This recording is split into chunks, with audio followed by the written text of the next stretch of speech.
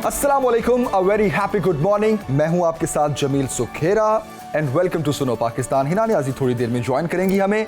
सबसे पहले तो पीएसएल की बात कर लेते हैं, क्योंकि पीएसएल का जो सुपर संडे गुजरा है, मुल्तान सुल्तान्स ने इस्लामाबाद यूनाइटेड को 52 रन से शिकस्त दे दी और पीएसएल के 8वें एडिशन के 7वें मैच में मुल्तान सुल्तान्स ने इस्लामाबाद यूनाइटेड को 52 रन से शिकस्त दे दी। मुल्तान सुल्तान्स के 191 रन के हदफ के ताक़ुब में इस्लामाबाद की टीम 18वें ओवर में 138 रन पर ढेर हो गई और यूं इसे 52 रन से शिकस्त हुई। मुल्तान में खेले गए मैच में इस्लामाबाद यूनाइटेड के कप्तान शादाब खान ने टॉस जीतकर मुल्तान सुल्तान्स के खिलाफ पहले बॉलिंग का फैसला किया था। और कराची की जीत की बात भी जरूर करेंगे, क्योंकि कराची किंग्स बामुकाबला लाहौर कलंदर्स, कराची किंग्स ने मुसलसल 3 शिकस्तों के बाद बिलाखिर फतह का मजा चख लिया। लाहौर कलंदर्स को यकतरफा मुकाबले में 67 रन से हरा दिया।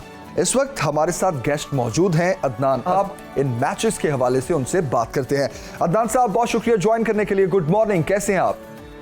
बस गुड मॉर्निंग पाकिस्तान। और सुनो टीवी जो है बड़ा अच्छा कवर कर रहा है पीएसएल 8 को, और मॉर्निंग में भी क्रिकेट की बात हो रही है, रात में भी क्रिकेट की बात हो रही है, तो सुनने वाले के लिए बहुत ही खुशाइन बात है ये। Thank you. क्रिकेट एक जुनून है, यू नो। पीएसएल आपको आवाज आ रही? बिल्कुल बिल्कुल आवाज आ रही है। क्या कहेंगे मैचेस के हवाले से जो चल रहे हैं पीएसएल के, खास तौर पर कराची की पहली जीत को किस तरह देख रहे हैं आप? देखिए, अगर दोनों मैचों की बात करें तो पहले मैच हारने के बाद उन्होंने कितना अच्छा कमबैक किया। उन्होंने जितने भी मैचेस खेले उनका ग्राफ जो है बहुत हाई जाना शुरू हो गया, और हर मैच में ऐसी परफॉर्मेंस उनके सामने आ रही है। उसको बड़ा अच्छा कर रहा है। कल अगर उसके जो थी रिजवान की, वो बड़ी इंपॉर्टेंट थी। उसके बाद फिर रोसो बड़ी अच्छा परफॉर्म कर रहा है, मिलर बहुत अच्छा परफॉर्म कर रहा है, उसने 52 रन किए हैं। तो कहीं ना कहीं जो है वो बड़ा अच्छा कॉम्बिनेशन बना हुआ है मुल्तान सुल्तान का, और हर मैच में हर टीम को डोमिनेट करे। उसके बाद लिहाजा उसने 4 विकेट हासिल, अपनी बॉल पे अपना ही कैच पकड़ना, उसके मैच खेला, उसने भी बड़ी अच्छी बॉलिंग की है। 2 ओवर किए, 2 विकेट हासिल किया, 12 रन। तो सारी वही देखने को कल नजर आया इस्लामाबाद के अगेंस्ट। सही। अच्छा अदनान भाई, स्ट्रॉन्गेस्ट टीम किसको देख रहे हैं आप? मुल्तान अभी तक 3 मैचेस जीत चुकी है, कराची ने 1 जीता, लाहौर ने 1 जीता, 1 हारा। स्ट्रॉन्ग टीम किसको देख रहे हैं आप?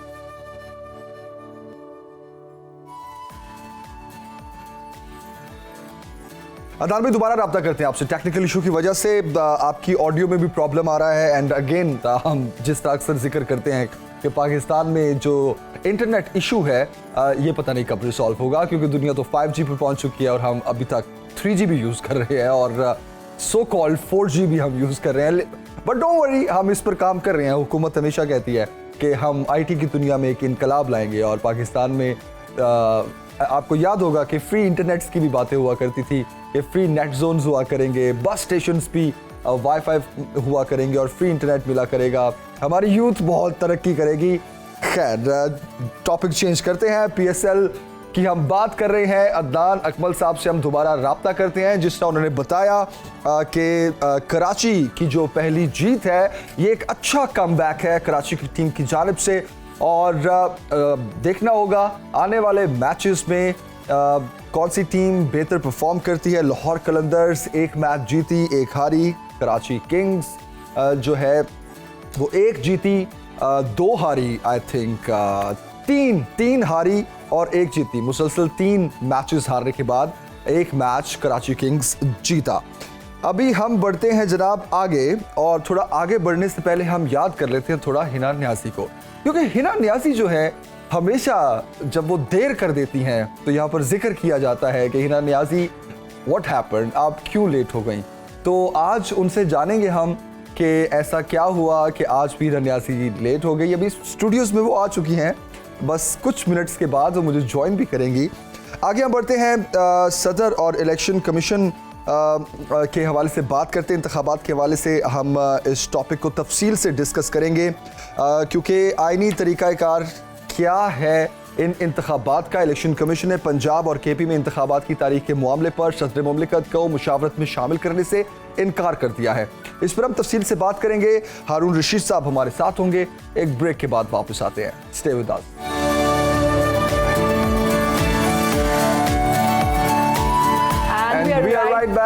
a break. Welcome to Suno Pakistan. Assalamu alaikum and a very happy good morning everybody. I'm really sorry for being late today. और अच्छा खुद से ही मैम लेट हो गई, कोई बात नहीं, आप ज्वाइन कर चुके हो। पहले बताएं भाई, नाज़रीन को बताएं आप क्यों लेट हुई हैं। अच्छा जी, लेट इसलिए हुई कि हर जगह लाहौर में, मैं जमील को बता रही थी, अंडरपास बन रहे हैं, सड़कें बन रही हैं माशाल्लाह से। लाहौर में कहाँ अंडरपास? इंफ्रास्ट्रक्चर पे जो है ना बहुत फोकस किया जा रहा है। चाहे हमारी इकोनॉमी डूबती है, डूब जाए, कोई मसला नहीं, लेकिन रोड हमें नए चाहिए। हमें जो है ना अंडरपास हर जगह पे बनाना ही बनाना है। सो आते हुए जब मैं आती हूँ रास्ते में ट्रैफिक बहुत ज्यादा थी, फिर कैनाल पे बहुत ज्यादा ट्रैफिक जैम थी। कैनाल तो नहीं बन रही?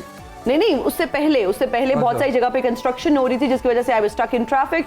उसके बाद जब मैं कैनाल पे पहुंची तो ट्रैफिक जैम, कोई एक्सीडेंट की वजह से, खुदा ना खास्ता। अब रियल वजह पूछते हैं हिना से। अब ये रियल तो वजह थी। ट्रैफिक तो होती है, वो तो रोज ही होती है। This is the actual reason Jameel, और मैंने क्यों लेट होना। This is कहीं ऐसा तो नहीं कि बहुत आप बिजी थी, कोई शादी ब्याह की तकरीबात अटेंड करने में? अच्छा, ये क्यों लेट नाइट जो है वो आप फ्री हुई? नहीं, कल तो डे इवेंट था। वैसे I was busy with my cousins wedding और मैं बहुत ज्यादा मसरूफ थी शादी में, लेकिन कल चूंकि डे इवेंट था और मैं टाइमली फ्री हो गई थी अराउंड 7 आई गॉट। तो फिर यहाँ भी टाइम लिया ना था ना? नहीं तो मैं तो कोई बात नहीं। जब अब आप लेट होंगे ना, मैं आपसे की सारी बातें पूछूंगी। अक्सर ये भी लेट होते हैं, ठीक है? ओके, क्योंकि जमील का ये तो चलता रहेगा ना। आपका मेकअप और बाल नहीं होते ना, हमारा थोड़ा बनाओ सिंगार होता है। 2 घंटे तो उस पे लगने होते हैं। You right. आगे बढ़ते हैं और इलेक्शन कमीशन ने पंजाब और केपी में इंतखाबात की तारीख के मामले में सदर मुमलिकत को मुशावरत में शामिल करने से इनकार कर दिया है। सदर आरिफ अलवी की जानिब से सूबा पंजाब और केपी में आम इंतखाबात से मुतालिक खत के जवाब में इलेक्शन कमीशन ने सदर आरिफ अलवी के दूसरे खत का जवाब भी दे दिया, जिसमें इलेक्शन कमीशन ने सूबों के इंतखाबात से मुतालिक ऐवान सदर को मुशावरती अमल का हिस्सा बनाने से माजरत कर ली है। और इलेक्शन कमीशन की जानिब से एक खत सेक्रेटरी इलेक्शन कमीशन ने सेक्रेटरी ऐवान सदर को भेजा है, जिसमें कहा गया है कि आइन के आर्टिकल 105 के तहत तहलील शुदा असम्बली के इंतखाबात की तारीख गवर्नर दे सकता है। इलेक्शन कमीशन ने आइन के तहत सूबा पंजाब और केपी गवर्नर्स को खत लिखा और दोनों गवर्नर्स ने ताहाल इलेक्शन के लिए तारीख नहीं दी। इलेक्शन कमीशन का कहना है कि इंतखाबात की तारीख देना हमारा काम नहीं है, इंतखाबात करवाना हमारा काम है। तो तारीख गवर्नर देनी है। इसी मामले पर बात करते हैं। सीनियर एनालिस्ट हारून रशीद साहब इस वक्त हमें ज्वाइन कर चुके हैं। हारून साहब, बहुत शुक्रिया आपके वक्त का। इलेक्शन कमीशन ने ऐवान सदर ना जाने का हतमी फैसला कर लिया है और सेक्रेटरी इलेक्शन कमीशन ने ऐवान सदर को खत के जवाब में कहा है कि पंजाब और खैबर पख्तूनख्वा असम्बलीज की तहलील के बाद दोनों गवर्नर्स को खतूत लिखे गए हैं। तो गवर्नर्स की तरफ से जवाब मौसूल हुए लेकिन तारीख ना दी, तो आपकी नज़र में क्या होगा? और ख़ास तौर पर फिर ये वाला मामला कि अभी खत मिला है या नहीं मिला, और कौन तारीख दे सकता है या अदालतों के पास उसकी तशरीह के लिए जाना, आपके ख्याल में इंतखाबात का ये ऊंट किस करवट बैठेगा? इलेक्शन तो बहरहाल कराना होंगे, इसके सिवा कोई चारा ही नहीं है, दूसरा कोई ऑप्शन मौजूद ही नहीं है। उसको डिले किया जा सकता है। वो ऐसा लगता है 12-13 जमाती इत्तेहाद किसी मुआवजे के इंतज़ार में है, या वो समझते हैं कि इमरान खान के कोई लोगों को तोड़ लेंगे, या वो समझते हैं कि इमरान खान को गिरफ़्तार कर लेंगे, उसकी पार्टी बदल हो जाएगी।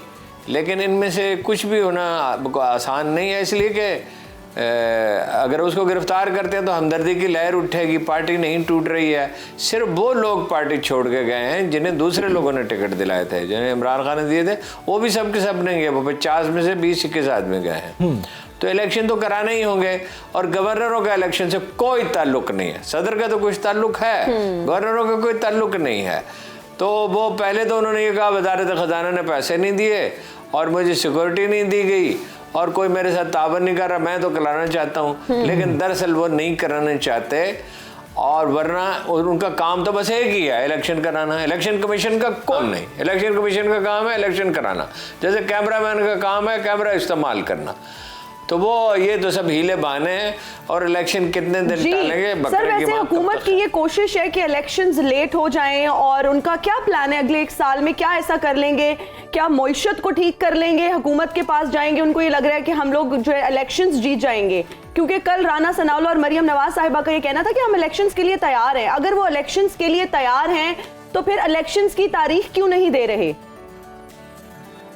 नहीं, वो इलेक्शन के लिए बिल्कुल तैयार नहीं हैं। अगर वो इलेक्शन जीतने का उन्हें जरा सा भी इम्कान होता कि वो जीत जाएंगे तो वो फौरन इलेक्शन करा देते जी। इवन अगर वो समझते ना धांधली करके, मगर धांधली करने की सलाहियत उनमें कम है। आप कहेंगे कम कैसे है? ओ भाई, जिसके 60-65% वोट हों या कम से कम जो मिनिमम फिगर है वो 56% का है, और सरकारी एजेंसियों के सर्वे भी यही है, तुर्की का भी, चीन का भी, जर्मनी का, सऊदी अरब ने भी कराया, अमेरिका ने भी कराया है, यहाँ हमारे लोकल अदारों ने भी किए हैं। ये 50% से बढ़ते बढ़ते मिनिमम 56% है, एक सर्वे में 76% भी जो ताज़ा तरीन है जी। और वो सरकारी अदारे का है। तो इलेक्शन तो वो हारने की वजह से नहीं कहा, वाज़ेह है ज़मीनी इलेक्शन में 75% सीटें उसने जीती हैं। हुकूमत की मैनिपुलेशन की सलाहियत 5-6% से ज़्यादा नहीं होती, और सरमाया का भी सैलाब लें तब भी लोग जिद पकड़ चुके हैं, और इसमें जिद पकड़ते चले जाएंगे, हमदर्दी बढ़ती चली जाएगी। गिरफ्तारी के बावजूद पार्टी नहीं टूटेगी, वो जिसको नामजद कर देगा वो लीडर होगा। भाई इमरान खान ये कह देगा फलां लीडर है, उससे हिदायत लो, और जाहिर है वो सोच समझ कर करेगा या कमेटी बना देगा और उसकी भी निगरानी करेगा। तो इलेक्शन वो ये एक डूबते को तिनके का सहारा है, एक महूम उम्मीद है कि शायद सूरत हाल बेहतर हो जाए। शायद नवाज शरीफ साहब ये कह रहे हैं कि गिरफ्तार कर ले, मौलाना फजलुर रहमान के, मरियम की भी ये ख्वाहिश है। सही। लेकिन ये है कि उधर उनका अपना हाल ये है कि कैप्टन सफदर साहब तो ये कहते हैं कि ये हुकूमत में आ नहीं सकते, मुशाहिद साहब कहते हैं इलेक्शन कराएं, अपना मिफ्ता साहब कहते हैं कि वो बड़े लीडर हैं, और अपना शाहिद खाकान अब्बासी कहते हैं। पार्टी को तो उसके अंदर से घुन लग रहा है, तो वो क्या इलेक्शन, उनका कोई मुस्तकबिल नहीं। सही। अच्छा हारून साहब, जेल भरो तहरीक का मुस्तकबिल आप क्या देख रहे हैं? क्योंकि रज़ाकाराना तौर पर पंजाब से जो गिरफ्तारियां दी जानी हैं, उन गिरफ्तारियों को मना कर दिया गया है कि वो गिरफ्तार ना किया जाए उन कारकुनों को। तो जो मकासद इमरान खान साहब हासिल करना चाह रहे हैं जेल भरो तहरीक से, क्या वो मकासद हासिल कर पाएंगे? दोनों तरह की बातें कह रहे हैं। वो ये भी कह रहे हैं कि ऐसा सबक सिखाएंगे कि याद रखेंगे। वो क्या सबक सिखा लेंगे जी? उनको कोड़े मारेंगे? क्या करेंगे? मारेंगे तो हमदर्दी पैदा होगी, कोड़े तो नहीं मार सकते। एक जेल मैनुअल है, अदालतें उसमें मुदाखलत करेंगी, उनको 20 क्लास से सियासी कैदी हैं, पढ़े लिखे हैं, खाना भी घर से जाएगा। हाँ, दूर दराज की जेलों में भेजेंगे, शुरू में तंग करेंगे, मगर इस तरह की तहरीक अगर 10-20 हज़ार आदमी चलेगा। अब तो ये PTI के वर्करों पे है कि वो सिर्फ दूध पीने वाले मजनू हैं या खून देने वाले मजनू हैं। अगर जैसा कि पहले दिन आदमी गिरफ्तारी पेश करने का इरादा रखते हैं, अगर ये तहरीक चल निकली तो हुकूमत को सरेंडर करना पड़ेगा, और मीनवाइल अदालत में मामला जाएगा। और अच्छा सर, ख्वाजा आसिफ साहब कह रहे हैं कि मुल्क डिफॉल्ट हो गया है, कोई ये कह रहा है कि हमने मईशत बचा ली है। ये हुकूमत हमारे अवाम से झूठ बोल रहे हैं या फिर इनकी आपस में कोई लड़ाइयाँ चल रही हैं? हो क्या रहा है? नहीं, ना कोई आपस की लड़ाई है ना झूठ की बात है। अब डिफॉल्ट हो चुका है, इसमें कोई शुबह नहीं। लेकिन चूंकि पाकिस्तान एक एटमी कुव्वत है और state of art missile programme है, और पाकिस्तान इंस्टेबल होता है तो अफगानिस्तान, ईरान इंस्टेबल होते हैं, इंडिया इंस्टेबल होता है, दुनिया इसके मुतहम्मल नहीं हो सकती। इसलिए मामला चल रहे हैं, और उम्मीद है कि ये IMF से जब मुआहदा हो जाएगा तो चीज़ें कम से कम वक्ती तौर पर बेहतर हो जाएंगी। बाकी तो एक लंबी बात है, ये एक आध फिक्रे में नहीं इसका जवाब दिया जा सकता। आपके पास 200 गोल्फ कोर्स हैं और क्लब हैं, और आपके पास रेलवे की ज़मीन है पड़ी हुई, उसको कोई बेचने की ज़रूरत नहीं है। उसमें जो शहरों में ज़मीन है उसको किराए पे दें, 20-30 साल की लीज पे उसकी मिल्कियत भी रहेगी। बहुत से रास्ते हैं, प्राइवेटाइजेशन करें, सलीका मंदी से करें, ये मुश्किल वक्त गुजर जाएगा, कोई ऐसी बात नहीं है। पाकिस्तान मुल्क डिफॉल्ट भी होते, तुर्की की मईशत बहुत ख़राब हुई है, एक से ज़्यादा बार फिर संभली है, यूनान की ख़राब हुई है, संभली है, श्रीलंका की संभल रही है, अफगानिस्तान की संभल रही है, जिनके पैसे ही सारे ले गया था अमेरिका और जिसकी कोई इकानमी नहीं थी। तो पाकिस्तान की मईशत फाइनली संभल जाएगी, लेकिन इस वक्त तो डिफॉल्ट की सूरत हाल है, और इसलिए है कि भाई यकीनी है लोग सरमाया पहले खरीद रहे थे, अब लोग सोना खरीद रहे हैं। बिल्कुल। हारून साहब, आखिर में ये बता दें, ये ऑडियो रिकॉर्डिंग वाले मामले का क्या बनेगा? क्योंकि हमने पिछले कुछ अरसे में देखा कि वीडियो रिकॉर्डिंग्स बाहर आ रही हैं, ऑडियो रिकॉर्डिंग्स बाहर आ रही हैं, फिर उसको एक ब्रेक लगा, ब्रेक लगने के बाद अब फिर रिकॉर्डिंग्स बाहर आने का सिलसिला शुरू हो गया है। क्या बनेगा इस मामले का? इसका कुछ भी नहीं बनेगा, यानी ये एक जुर्म है, और लोगों के अपना 96 में एक जज ने कहा था कि बेनज़ीर की हुकूमत जब बरतरफ की गई थी कि भाई जजों की जासूसी की जा रही है, इल्ज़ामात में से एक था। आखिरकार ये लोग कटहरे में खड़े होंगे और हर जगह उसने एक साबक कहलिया ने इमरान खान की, रियाम खान ने उन्होंने किताब लिख दी थी, तो फिर उससे क्या हुआ था। इन चीज़ों से लोगों के रुझानात नहीं बदलते, लोग समझते हैं ये सब कुछ कहाँ से होता है। और जज साहब ने वो जो लीक की है जज साहब की, उसमें जज साहब ने क्या कौन सी गलत बात किया। उनका मिलने के लिए मिलना चाहता हूँ, उन्होंने कहा मैं मिलने के लिए आ जाऊँगा। उनके समाजी मरासम है, उस मुकदमे का क्या जिक्र है, वो मुकदमे का जिक्र कर रहे हैं ना अपने किसी दोस्त से, चौधरी परवेज़ इलाही। जज साहब ने तो कोई जिक्र नहीं किया। तो सुप्रीम जुडिशल कौंसिल में जाएगा, वो मामले का फैसला करेंगे। मेरी मालूमात के मुताबिक एक मीटिंग हुई भी है और इसको वो केयरफुली लेंगे। तो इस वक्त चूँकि बेयकीनी है तो अदालतें ज़रा ज़्यादा मोहतात हैं, कुछ भी नहीं होगा।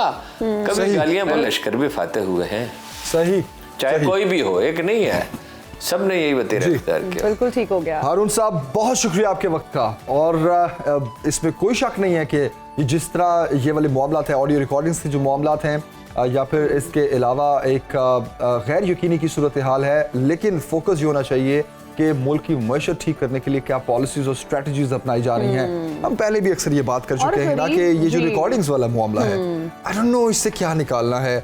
I think this is so personal, Jameel. मुझे लगता है आप किसी की प्राइवेसी को इन्वेड करते हैं और आप ये समझते हैं कि आपने उनका राज जो है वो फाश कर दिया या उनकी से पॉलिटिकल किसी की जात को डैमेज करने की कोशिश कर रहे हैं। That is so personal। आपको पर्सनल अटैक्स नहीं करने चाहिए, पॉलिटिक्स में ये चीजें नहीं आती।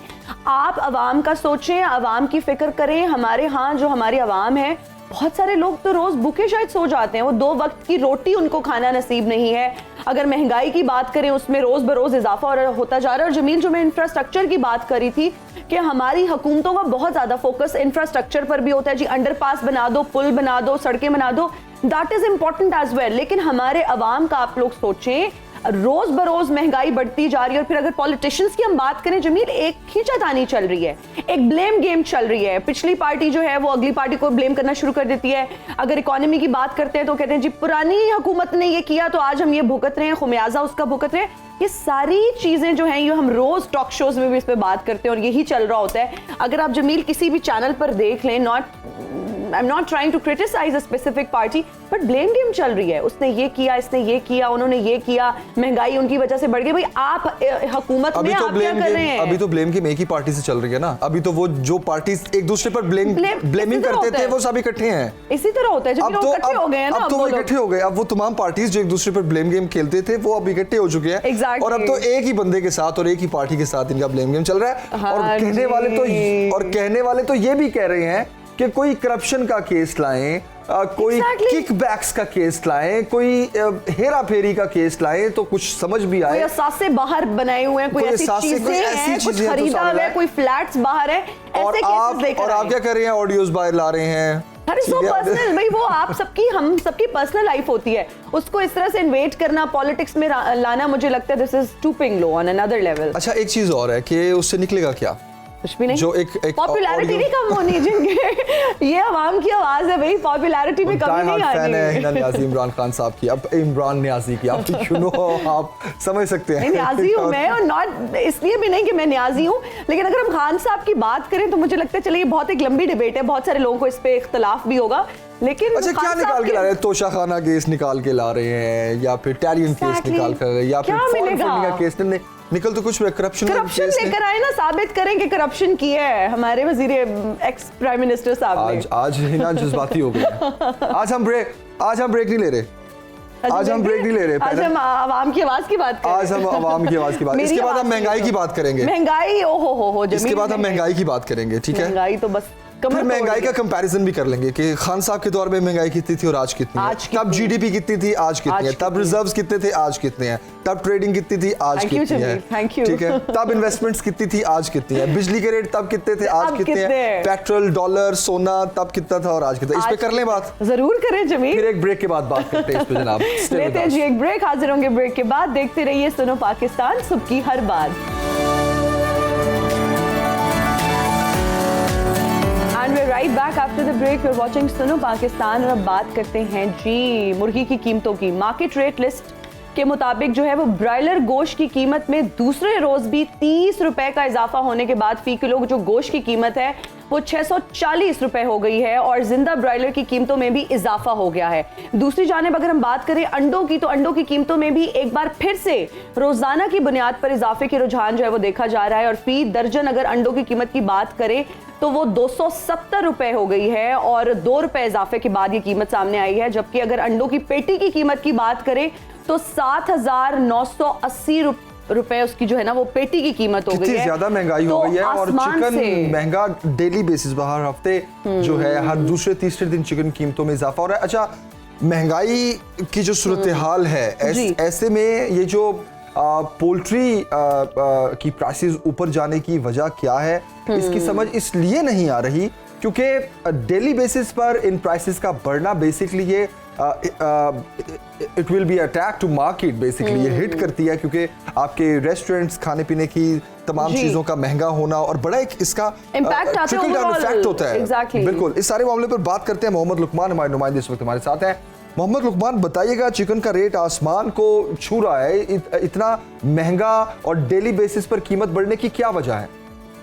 इसकी जो बुनियादी वजह तो जो पोल्ट्री फार्मर्स हैं वो यही कह रहे हैं कि जो फीड की कीमत बढ़ी है, वही फीड जो कि आज से 3 माह पहले तक तकरीबन 2200 रुपए की बोरी 50 किलोग्राम की आ रही थी, वो इस वक्त 6100 से भी उसका इजाफा हो चुका कीमत में। तो एक बड़ा फैक्टर ये है। सही। सेकंड फैक्टर जो है वो ये है कि जो अभी पिछले दिनों थोड़ा सा एक दचका लगा पूरी जो सोयाबीन की फीड ना आने की वजह से ये बाहर से, तो उसकी वजह से लोगों ने बहुत सारों ने अपने जो फ्लाक नहीं डाले नए, जो उस फ्लाक नहीं डाले गए, नए चूजे नहीं डाले गए, तो उसकी वजह से जो सप्लाई कम है। ये 2 फैक्टर तो ये हो गए। तीसरा यकीनन मुनाफाखोरी तो है ही। अच्छा, अब सूरत हाल ये है कि इसका तकरीबन मुसलसल 1 हफ्ते से कीमतें बढ़ रही हैं।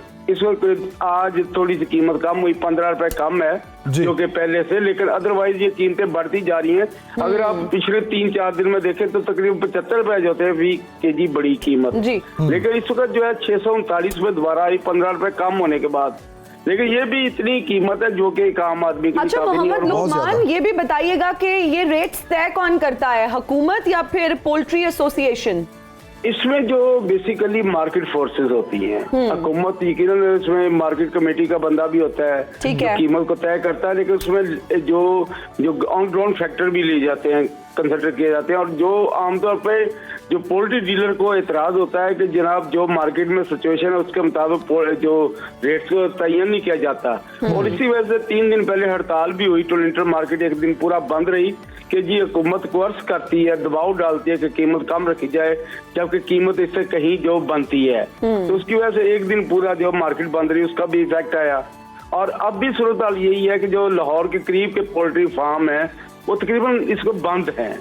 जो सारे का सारा उकाड़ा से, इवन उकाड़ा से अगली तरफ से आ रहा है, साहिवाल से आ रहा है, जो फलाक जितना आ रहा है, वो जो आनी चाहिए सप्लाई जो कि लाहौर के इर्द गिर्द हो, तो उसके फ्रेट चार्जेस कम हो जाते हैं।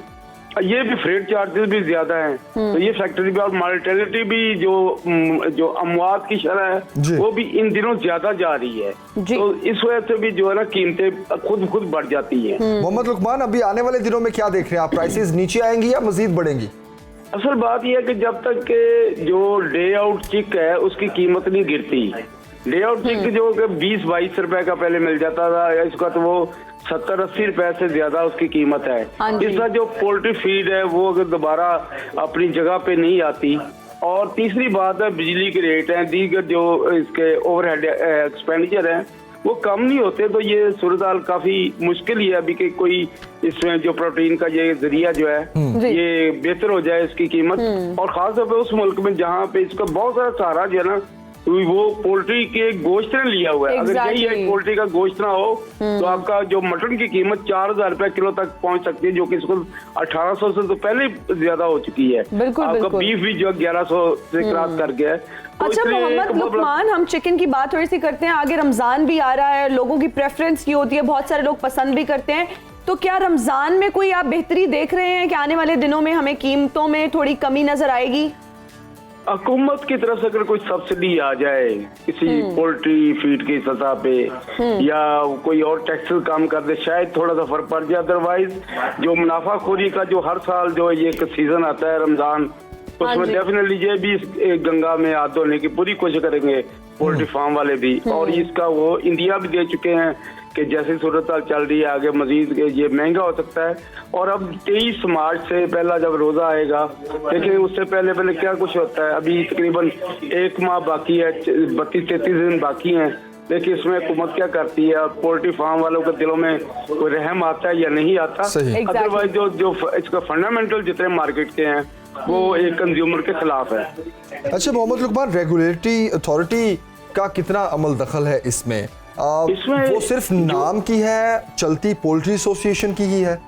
अच्छा, 3 लेयर पे जो 3 टियर हैं जहाँ पे जाके कोई रेगुलेटरी कोशिश हो सकती है। एक है जो डिस्ट्रिक्ट गवर्नमेंट है, प्रोविंशियल गवर्नमेंट है, देन वो आ जाती है competition commission of Pakistan.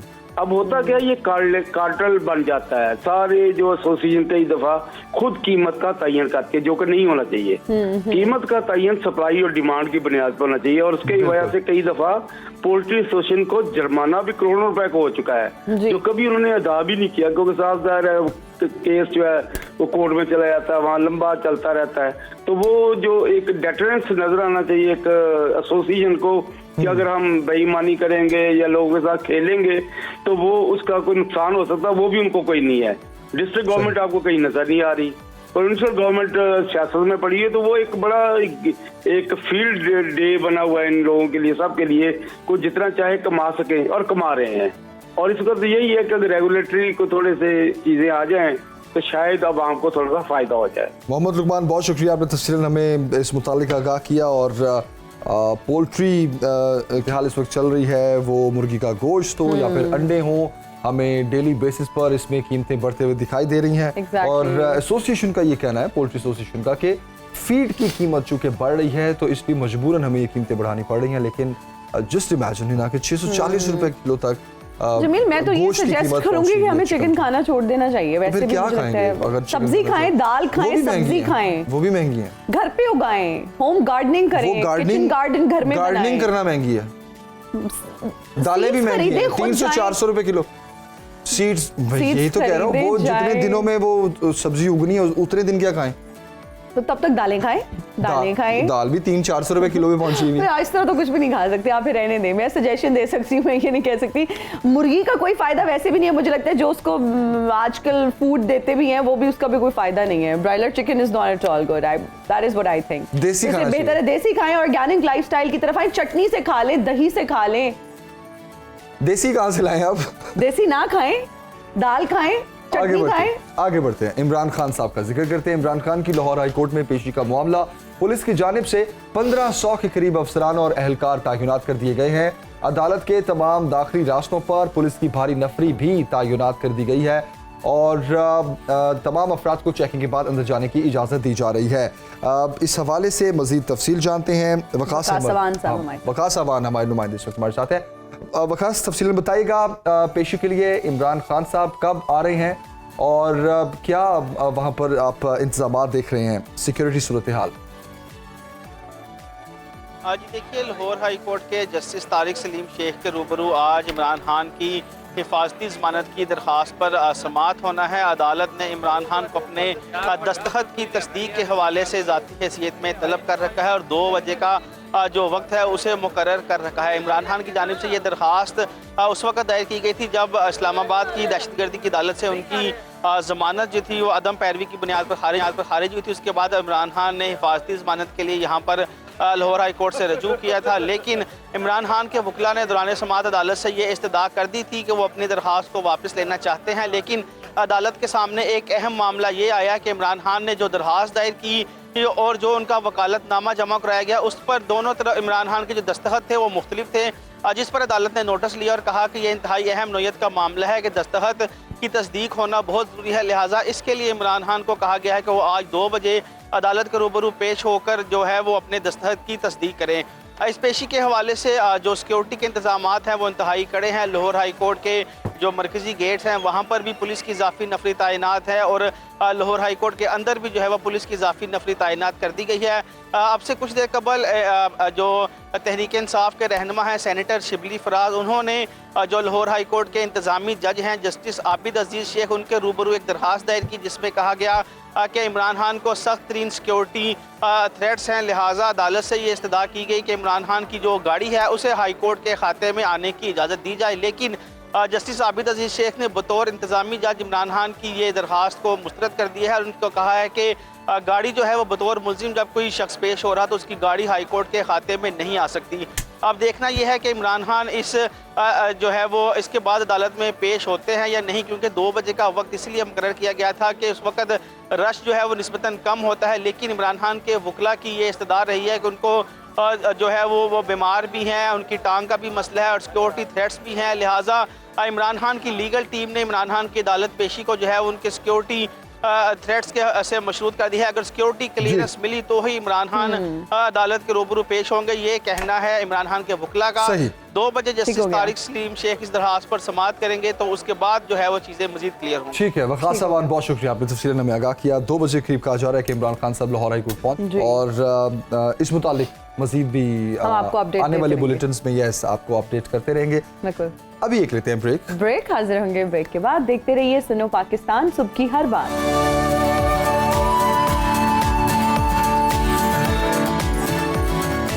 And we are right back after the break. You're watching सुनो पाकिस्तान, सुबह की हर बात। और हमारी ये कोशिश होती है कि कहीं भी कोई अच्छा फेस्टिवल हो रहा है, कोई मेला हो रहा है, कोई इवेंट हो रहा है तो आप तक जो है ना वो ज़रूर पहुंचाएं, आपको बताएं, उससे रिलेटेड जितनी भी इंफॉर्मेशन है आपके साथ शेयर करें। इसी तरह भेरा के इलाके नूनपुर नून में एक सकाफती मेला सजा जिसमें दुनिया भर से मेहमानों ने शिरकत की। और मेले की अगर बात करें तो उसमें नेज़ाबाजी, घुड़सवारी, पोलो, निशानाबाजी और मुख्तलिफ किस्म के उम्दा नस्ल के घोड़ों और ऊँटों की नुमाइश हुई और घोड़ों का डांस भी हुआ, ऊँट डांस हुआ और दीगर कई दिलचस्प और मुझे लगता है सेहत अफजा जो है ना एक्टिविटीज हुई। बहुत लोगों ने सराहा इसको और भरपूर इसमें शिरकत भी की लोगों ने। कभी तो जमील वैसे पैकेज भी हमारे पास एक रिपोर्ट आपको दिखाएंगे, लेकिन उससे पहले मैं जमील आपसे पूछना चाहूंगी कि क्या कभी किसी मेले में गए हैं, किसी फेस्टिवल में? बचपन में मुझे लगता था एक ही दफा गया था, फिर मैं गुम हो गया था। फिर मेले में गुम गए, फिर मिले सही घर वालों को। फिर उसके बाद मैं कभी नहीं गया, मिल गया ना, ऑफ कोर्स मिल गया।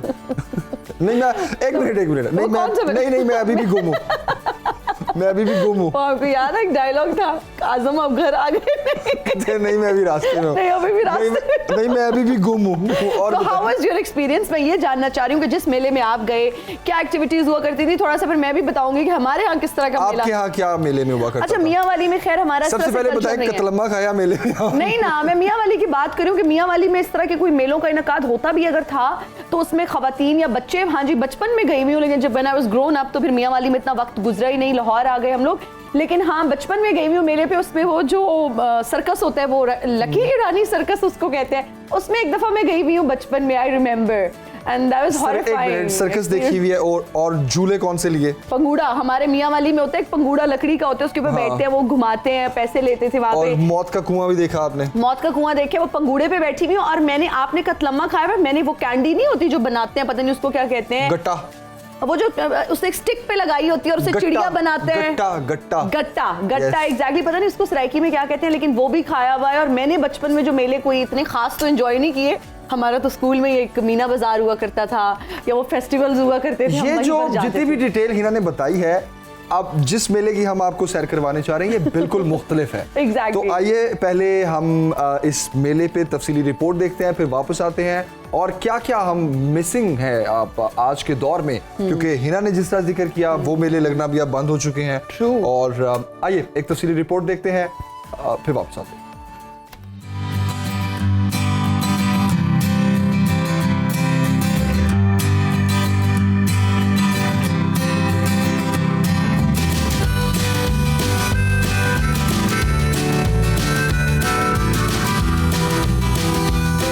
भेरा के इलाके नूनपुर नून में सजा सकाफती मेला, जिसमें दुनिया भर से मेहमानों ने शिरकत की। मेहमानों को स्पेशल बग्गी में बिठाकर ग्राउंड में लाया गया। मेले में नेजाबाजी, घुड़सवारी, पोलो, निशानाबाजी, घोड़ा डांस, ऊंट डांस और दीगर कई दिलचस्प और सेहत अफजा खेलों और मशागिल का मुजाहरा किया गया।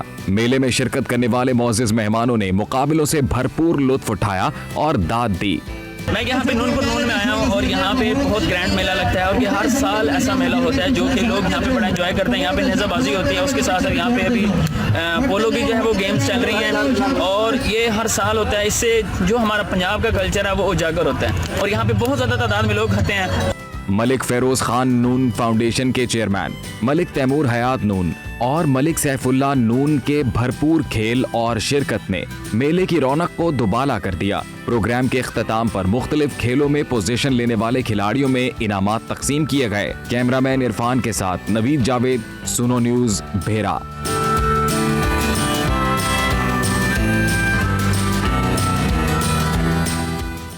जनाब, ये सकाफती मेला सजा भेरा के इलाके नूनपुर नून में और मुख्तलिफ इसमें गेम्स हुई। सबसे जो इसका इंटरेस्टिंग और सबसे अच्छा पार्ट था वो ये कि जनाब पूरी दुनिया से लोगों ने इसमें शिरकत की और बहुत इसको सराहा भी।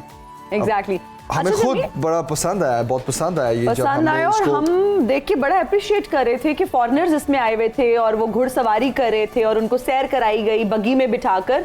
तो बहुत अच्छा लगता है जब फॉरेनर्स आते हैं पाकिस्तान में और जब हमारे यहाँ से कोई इंटरनेशनली जाके पाकिस्तान को रिप्रेजेंट करते तो बहुत प्राउड फील करते हैं। और मैं जमील से ब्रेक में यही पूछ रही थी जब आप पैकेज देख रहे थे कि जमील आप कभी किसी मेले पे गए, तो जमील ने एक बहुत अच्छा मुझे जवाब दिया कि मैं वो बचपन में ना कोई टेक्नोलॉजी वाली, इन्होंने बात बताई, मैंने कहा बचपन से इतने टेक सेवी थे आप? तो जमील आप बचपन में किसी मेले में नहीं गए? मतलब आपका बचपन वो टिपिकल बचपन था ही नहीं, आपने एंजॉय नहीं की। और मैंने कहा बचपन में मेले में गए। सच है, तभी बहुत एडवांस ये ऑडिटोरियम जो लाहौर में चुबुर्जी में ऑडिटोरियम है, वहां जाना शौक होता था। अच्छा, टेक और सियारों की बातें और टेक्नोलॉजी और इस तरह की चीजें वहां पर बहुत वेरी नाइस, इंप्रेसिव। और वो ऑडिटोरियम ऐसा है कि वो बेसिकली आपको जमीन पे बैठे हुए चांद पे लेके जाता है। Really? 3D कुछ करके है उसका? Yes, 3D। उस वक्त का वो 3D होता था। उस वक्त प्लानिटेरियम की बात कर रहा हूँ मैं। तो फिर क्लास फेलोज में जाके कभी शोखियां मारते थे कि रात को मैं चांद पे गया और फिर मैंने ये किया, मैंने ये किया। वो फिर आगे से कहते थे फिर आंख खुल गई और स्कूल आ गया।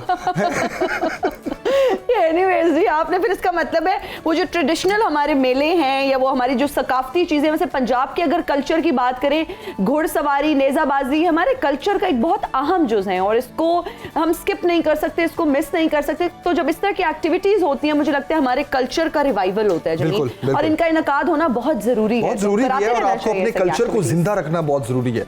बेसिकली आप टांगे पे सफर किया हुआ आपने? बिल्कुल किया हुआ है। ठीक है, अब टांगा जो है ना जी, टांगा हमें लाहौर की माल रोड पर भी अक्सर नजर आता है।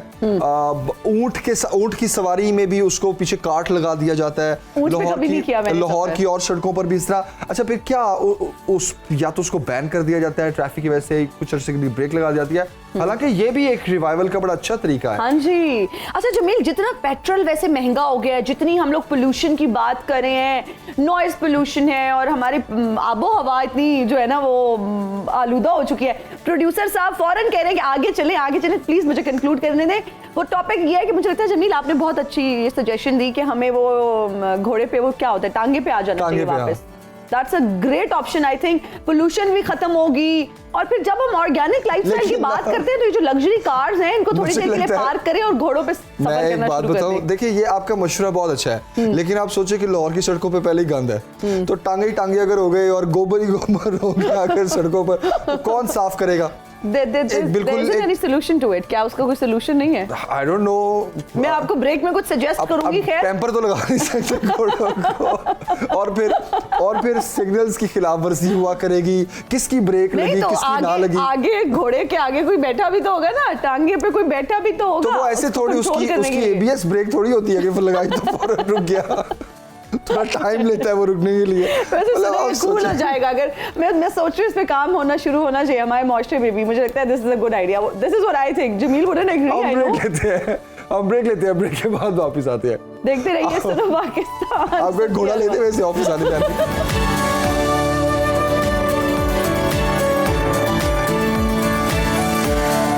और हम हाजिर हैं ब्रेक के बाद। आप देख रहे हैं सुनो पाकिस्तान और आज समाजी इंसाफ का आलमी दिन मनाया जा रहा है और नवंबर 2007 में अक़वाम मुत्तहिदा जनरल असेंबली ने करारदाद मंजूर करते हुए 20 फरवरी को बाकायदा तौर पर समाजी इंसाफ का आलमी दिन मनाने का ऐलान किया और 2009 में पहली मरतबा इसको बैनुल अक़वामी सतह पर मनाया गया और इस दिन को मनाने का मकसद बैनुल अक़वामी बरादरी की तरफ से गुर्बत के खात्मे, इंसाफ के हसूल और तालीम और रोजगार के भरपूर और यकसा मौके फराहम करने के लिए इक़दामात को उजागर करना है। बिल्कुल, और इस मौके पर अक़वाम मुत्तहिदा से जुड़े तमाम ममालिक समाजी इंसाफ से मुतालिक तकारीब मुनाकिद करते हैं जिनमें दुनिया के मुख्तलिफ मुआशरों में इंसाफ के तकाज़ों को उजागर करने और वहाँ के शहरियों के साथ होने वाले जुल्म और सितम के खिलाफ आवाज़ उठाने की अपील की जाती है। बिल्कुल। आज अगर आलमी मंजरनामे पर नजर डाली जाए तो अंदाजा होगा कि दुनिया के बेशतर ममालिक अपनी आवाम को बुनियादी हुकूक फराहम करने से कासिर हैं।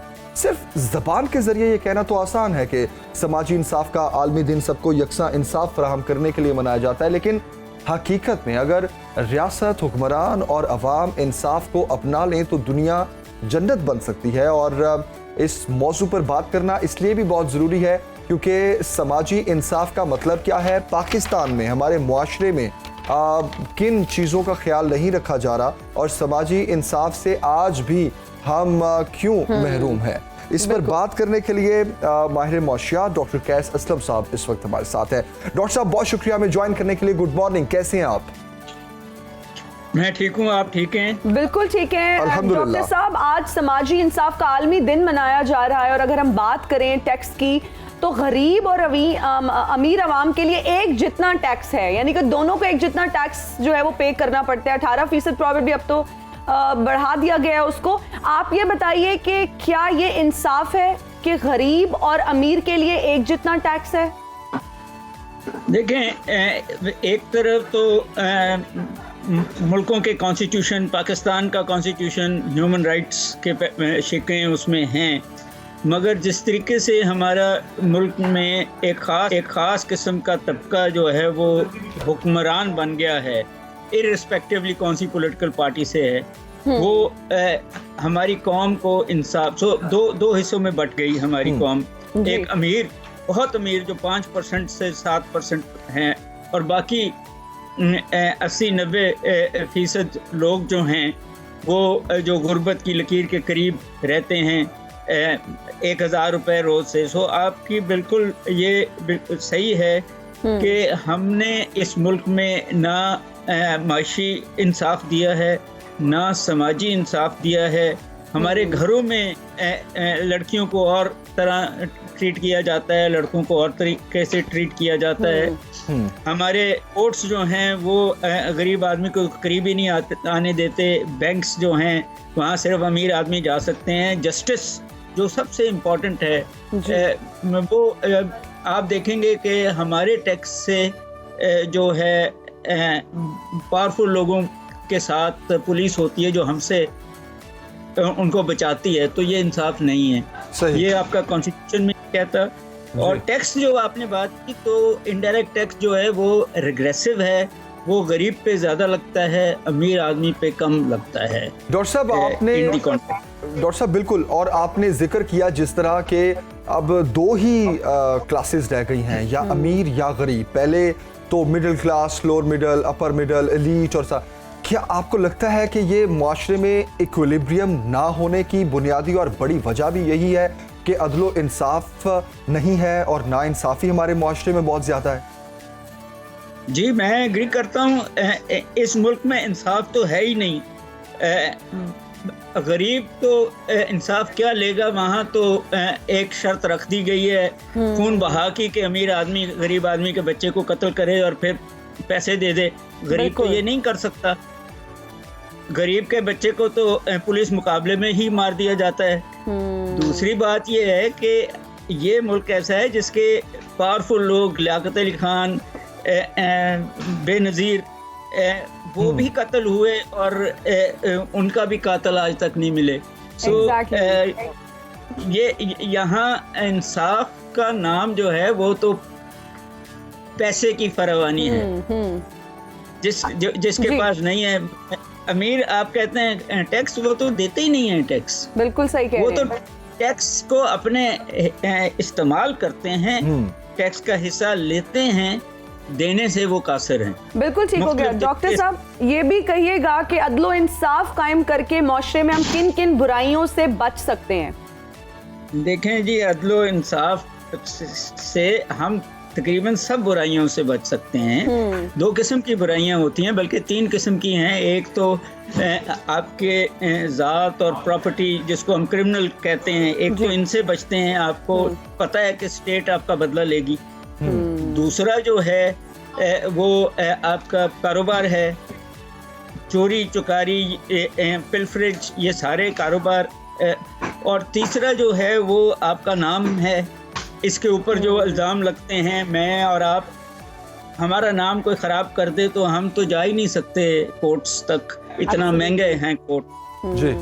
इसके साथ साथ ये वाइट कॉलर क्राइम जो है, जो सरकारी अफसर, जो पॉलिटिशियंस, जो और जो हैं जिनके पास ताकत है, वो अगर टैक्स का पैसा खा लें तो उनको कोई नहीं कुछ कहता। वो खाते भी हैं और खिलाते भी हैं, मगर आम आदमी जो है वो ऑनेस्ट जितना मर्जी रहे, उसको उसके लिए दरवाजे बड़े मुश्किल से खुलते हैं इंसाफ के। सही डॉक्टर साहब, अगर जी बेशक justice delayed is of course no doubt justice denied. Doctor साहब, अगर हम तरक्की याफ्ता ममालिक की मिसाल लें तो तरक्की याफ्ता ममालिक में प्रायोरिटी में सबसे पहले इंसाफ आता है कि वो गरीब है, मतवसत तबके से है या फिर अमीर है, सबके लिए इंसाफ एक जैसे। और जिस तरह कहा जाता है कि कुफर का निज़ाम चल सकता है लेकिन ना इंसाफी का निज़ाम नहीं चल सकता, और हमारा तो इस्लाम भी हमें इंसाफ और अदल की तलकीन करता है, तो हम क्यों इससे दूर हैं? और ऐसा क्या करें कि हम इनफरादी तौर पर भी एक कोशिश करें और हमारा मुआशरा एक बड़े चेंज की तरफ जाए?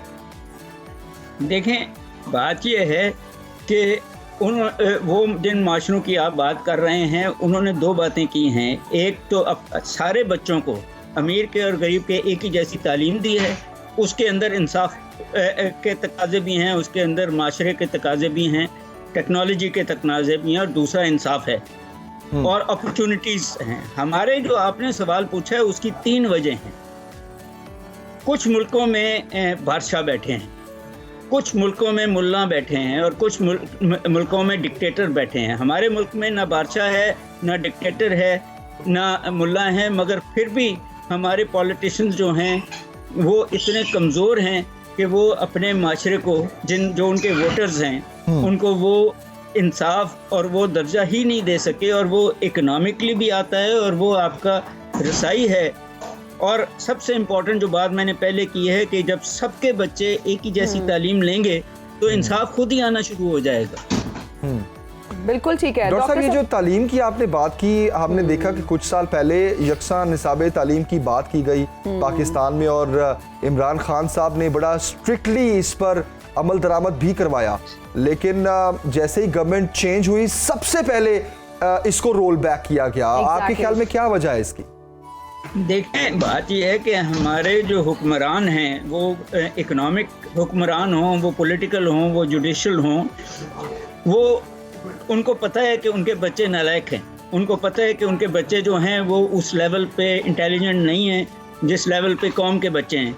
तो अगर वो कौम के बच्चों को वही तालीम दे दें तो शायद कौम के बच्चे उनके बच्चों से आगे चले जाएंगे। ये लूट मार करके अपने बच्चों को एक ख़ास लेवल की तालीम भी देते हैं, ख़ास लेवल की जो है अपॉर्चुनिटीज़ भी देते हैं, और ख़ास लेवल की जिसमें करप्शन शामिल है वो भी देते हैं डायरेक्शंस।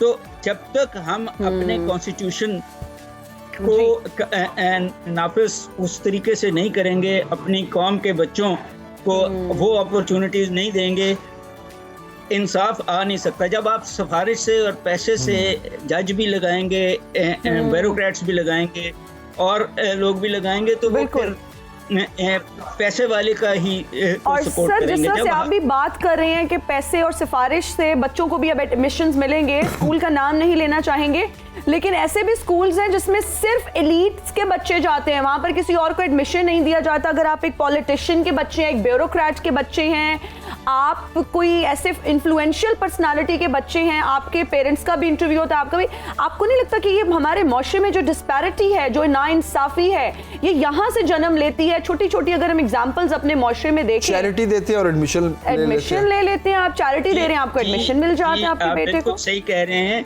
ये तरीका है इन बच्चों को अमेरिका और यूरोप भेजने का, ये तरीका है इन बच्चों को एलीट रखने का, ये तरीका है इन बच्चों को जुडिशरी और ब्यूरोक्रेसी और आर्मी और यूनिवर्सिटीज़ के प्रोफेसर बनाने का। देखें, एक बड़ा सिंपल मामला है कि बीए में उर्दू कंपलसरी है, अंग्रेजी कंपलसरी है, उर्दू नहीं है जी। तो होता यह है कि इंग्लिश मीडियम वाले तो पास हो जाते हैं, उर्दू मीडियम वाले कितना मर्जी मेहनत की हो, स्ट्रगल करते रहते हैं, मुश्किल होती रहती है उसको। सो हमने हर जगह इसको मैं अपार्टाइड कहता हूँ इन एजुकेशन के, सफ़ेद और स्याह फाम के लिए मुख्तलिफ था। साउथ अफ्रीका में हमने अपने कौम में अमीर और गरीब के लिए मुख्तलिफ तालीम, मुख्तलिफ जस्टिस, मुख्तलिफ अपॉर्चुनिटीज़ मुख्तलिफ दिए हुए हैं। इसीलिए मुसावी हम जा ही नहीं रहे एक माशरे में, हम एक वेलफेयर स्टेट बन ही नहीं रहे, हम बड़ी जालमाना स्टेट बन गए हैं जहाँ चंद लोग तो हर किस्म का फ़ायदा उठा लेते हैं, बिल्कुल, बाकी जो हैं वो स्ट्रगल करते रहें। तो ये हमें कॉन्स्टिट्यूशन में वापस जाना पड़ेगा। हमारे कॉन्स्टिट्यूशन में सारी ये चीज़ें हैं मसावत। सही। अच्छा डॉक्टर साहब, मगर आप इस सारी सूरत हाल में अवाम को कितना कसूरवार समझते हैं?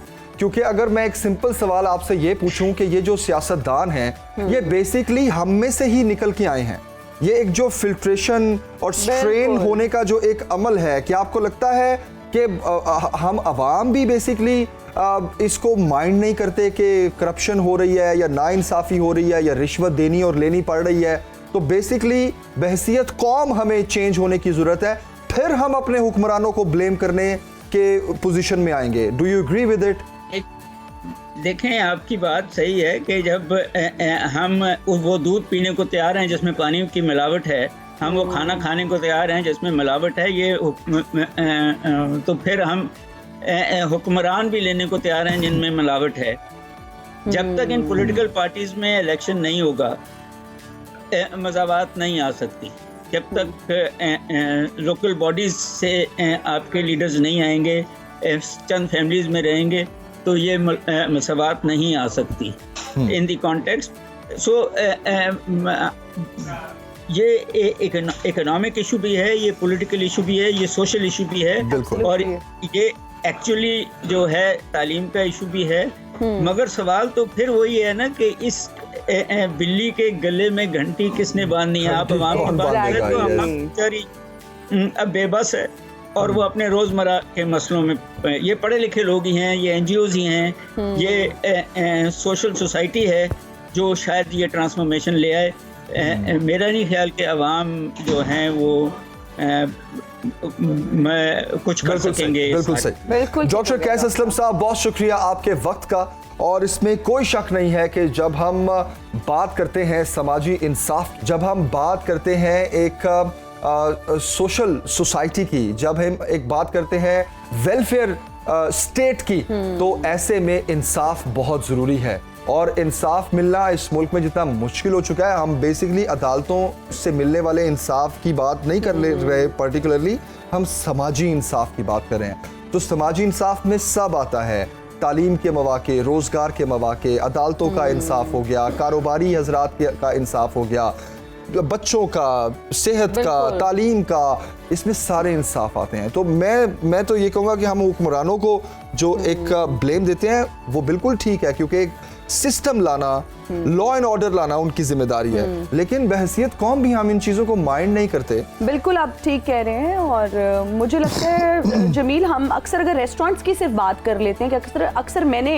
रेस्टोरेंट्स में देखा है कि फैमिलीज आई होती हैं जी, बड़ी वेल ऑफ फैमिलीज होती हैं, जब अपनी मेड्स या हाउस हेल्प को साथ लेकर जाते हैं तो वो एक कॉर्नर में बैठे होते हैं और उनको खाना भी नहीं दिया जाता। ये भी नहीं कि अगर आपने खाना खा लिया, जो खाना बच गया आप उनको दे दें, वो भी लोग गवारा नहीं करते। तो ये भी समाजी इंसाफ है। जो डिस्पैरिटी है, इतनी डिस्क्रिमिनेशन है, ये भी इंसाफ के जुमरे में नहीं आता। अगर हम चाहते हैं कि एक सोसाइटी में इंसाफ हो तो आपकी, हमारी, हम सब की इंडिविजुअल रिस्पॉन्सिबिलिटी हमें खुद को चेंज करने की जरूरत है। अपने घर से जमील इस प्रैक्टिस को चेंज करने की बिल्कुल हमें बहुत जरूरत है। मैं अक्सर ये बात कर रहा होता हूँ, बहस कर रहा होता हूँ इस चीज पे कि ये जो लीडर्स हैं, ये जो सियासतदान हैं, ये कहाँ से आए हैं? कहीं बाहर से तो नहीं आए, कहीं बाहर की दुनिया से तो नहीं आए ना, ठीक है? ये हम में से, अवाम में से आए हैं ना, फिल्टर होके आए हैं। तो वो फिल्ट्रेशन का जो अमल है ना, वो खराब है।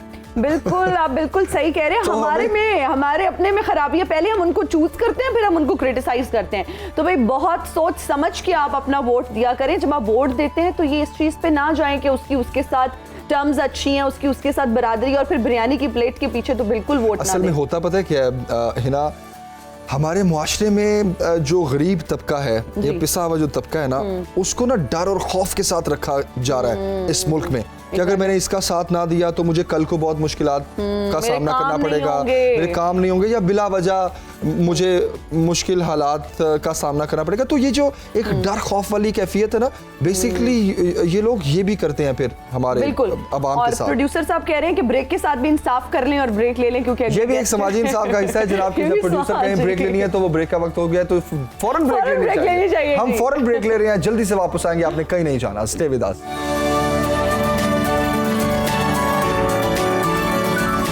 And we're right back after the break. We're watching सुनो पाकिस्तान और अब बात करेंगे पाकिस्तान की पहली 3D एनिमेटेड फिल्म अल्लाह यार and the 100 flowers of God release के लिए तैयार है। और पाकिस्तान की ये पहली एक्शन और थ्रिलर से भरपूर जो है ये 3D फिल्म है और बहुत ही ज़बरदस्त इस फिल्म का प्लॉट है।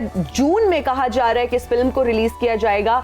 और ये फिल्म की अगर हम बात करें तो साइंस फिक्शन और एडवेंचर पर मबनी ये पाकिस्तानी 3D फिल्म है। बिल्कुल। और इस फिल्म के बारे में हम आपको थोड़ा बताएं कि ये एनिमेटेड फिल्म अल्लाह यार एंड दी लेजेंड ऑफ बारखोर का सीक्वल है जो साल 2018 में रिलीज हुई थी।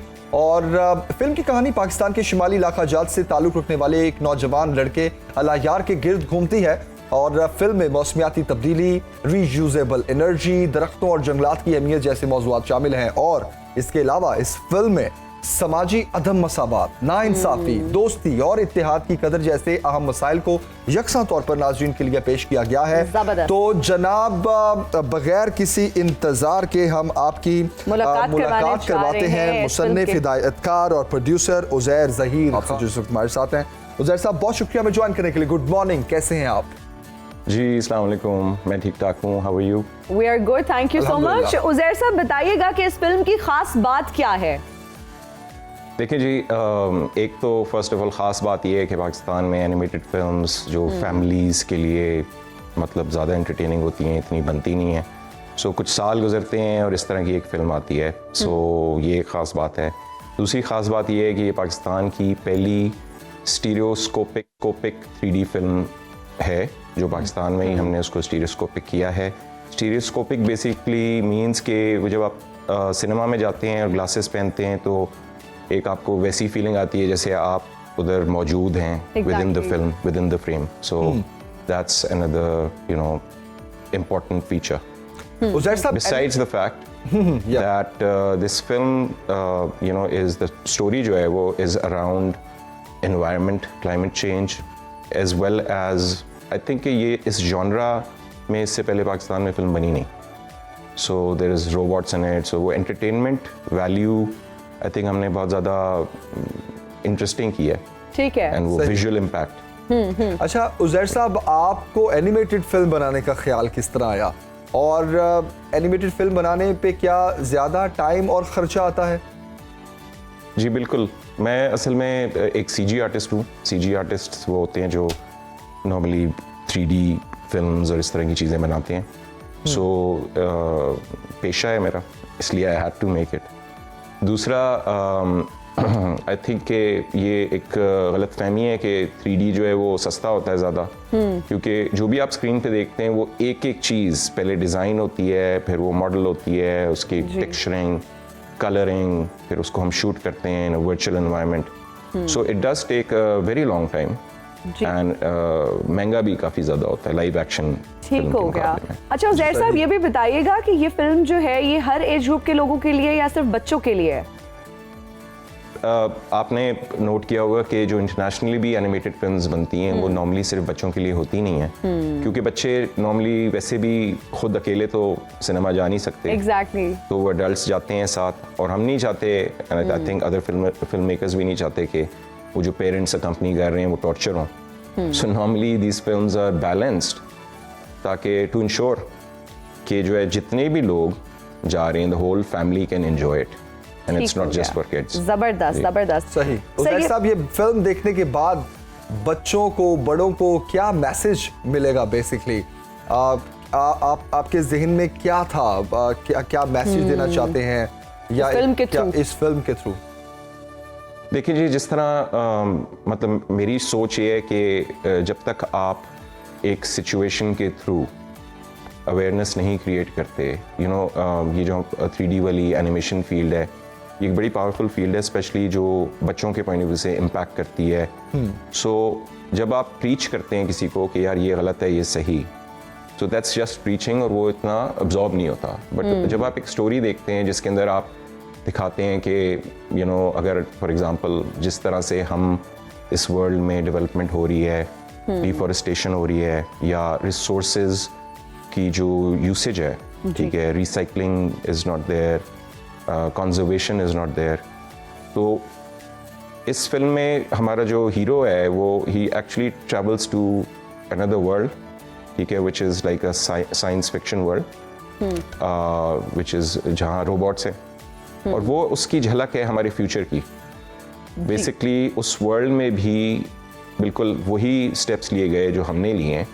तो आप समझ लें कि बच्चों के लिए एज वेल एज एडल्ट्स के लिए it's an opportunity to look at कि इफ़ वी कंटिन्यू, अगर हम इसी तरह से अपनी रिसोर्सेज वेस्ट करते रहे तो आगे जाकर क्या होगा। ठीक हो गया। So it's a wake up call.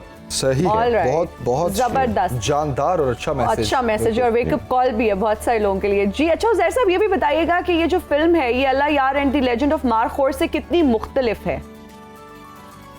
देखिए जी, अल्लाह यार लेजेंड ऑफ मारखोर अल्हम्दुलिल्लाह उस वक्त आई थिंक हम ब्रांड न्यू थे in making animated films, and ये सिर्फ अल्लाह का करम था कि उस पर इतनी इज्जत मिली, and we did such it was अल्हम्दुलिल्लाह लाइक सक्सेस। मगर now we know a little bit more, so मेरे ख्याल से जो अपग्रेड है वो मैसिव है। किसी तरह से भी आप देखें उसकी production quality, entertainment value, commercial appeal कह लें, and it's a faster film, it's got a lot more, you can say, action, and it's more thrilling. So मेरे ख्याल से it's something जो कि हमें ज़रा ज़्यादा बेहतर समझ आई है कि पाकिस्तान में जो ऑडियंसेस हैं what type of stuff they prefer, तो हमने इसको थोड़ा सा as opposed to पिछली film, and technology wise as well I think we've grown a lot. So I think that you guys will be surprised inshallah. Inshallah. Like what we've achieved, and I'm pretty sure you're going to be very proud as well.